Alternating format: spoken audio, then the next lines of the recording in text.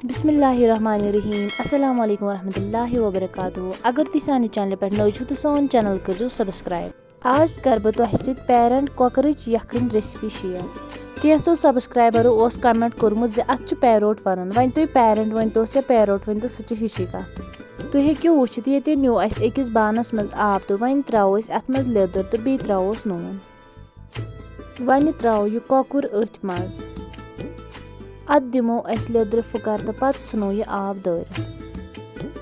दपान use खे स्योन क्योन तमिस बन सेर चोन युस खे क़्स क़्स सह पे वस वस।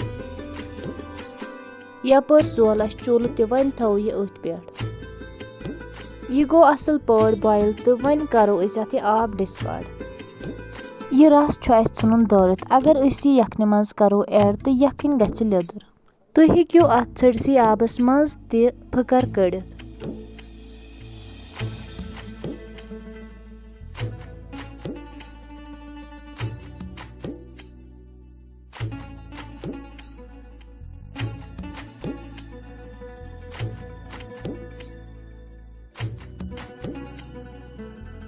वन निमो अकिस बानस मज तेल तो करो असल पॉट गरम। तेल गो गरम तो वन करो यह कोकुर फ्राई।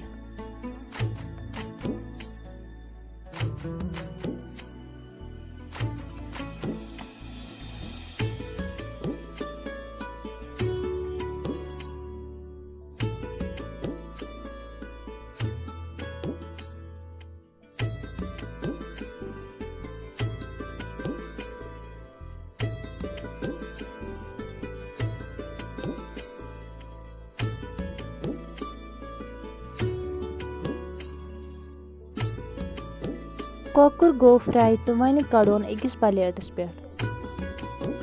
माशा अल्लाह तुम हेक्यो वुचित अत क्युत रुत कलर आमुत।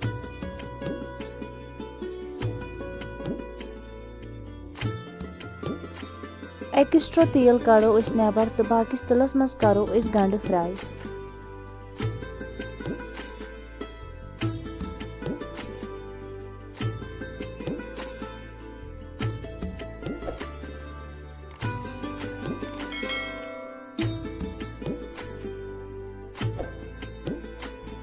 गंडे गई फ्राई तो वन त्रो यह कोकुर अथ मज।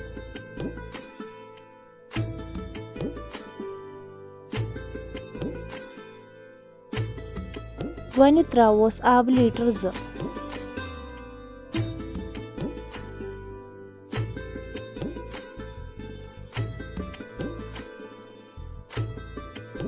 वन त्रोस सब्ज ٲल तो बड़ ٲल।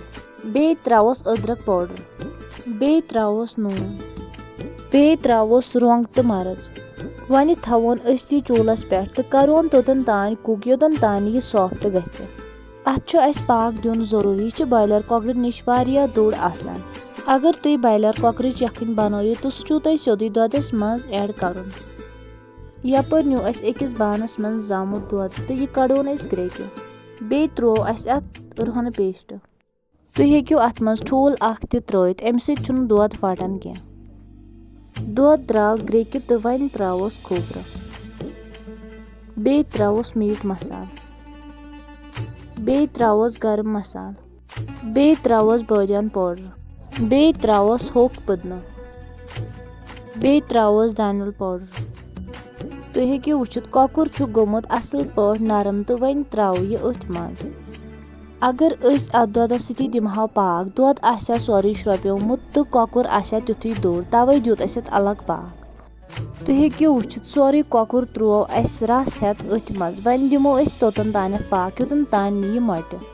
तुम हेक्यो अत प्रेशर कुकरस मज ते 4 to 5 विसल दित। लेदर फुकर करने सत नाटि फल लेदर गमित। अगर नस अत लेदर फुकर कड़ो यम आसन सफेद।